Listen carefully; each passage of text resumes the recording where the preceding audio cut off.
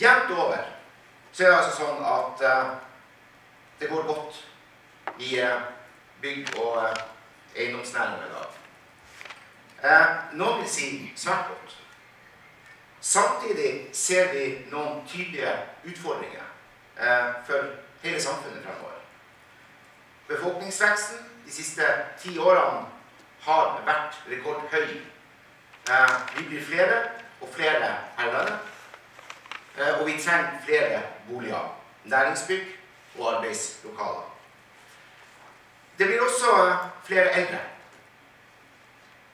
Eldrebølgen betyr at folk må bo hjemme lenger enn før, helst så lenge som mulig. Vi må bygge funksjonelt, med god kvalitet, og vi må bygge med flere generasjoner fremover i tankene. Regjeringen har satt i verk en rekke tiltak, og vi planlegger enda flere. Politikere kan legge til rette, men vi kan likevel aldri vedta oss frem til en god og produktiv næring. Her må alle gode krefter jobbe sammen, nettopp for å realisere potensialet for fornying og forbedring. Det er bra for samfunnet om næringen klarer nettopp det.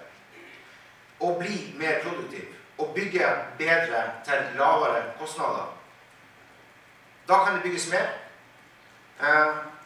Det kan bygges med bedre kvalitet og ikke minst til lavere priser for brukere. Det var mulig enda bedre for næringen. En mer produktiv næring med lave kostnader betyr mer fortjeneste for dere. Alle vinner når dere leverer. Min oppfordring er at dere utnytter det handlingsrommet som regelverk og byggeprosesser åpner for. Stikkordet er samhandling. Blir samhandlingen bedre, blir det også lettere å høste gevinstene av enklere og bedre rammebetingelser for næringen. Med Bygg 21-strategien ønsker regjeringen å legge opp til at dere kan realisere dette potensialet, og så er det opp til dere å gjennomføre det i praksis.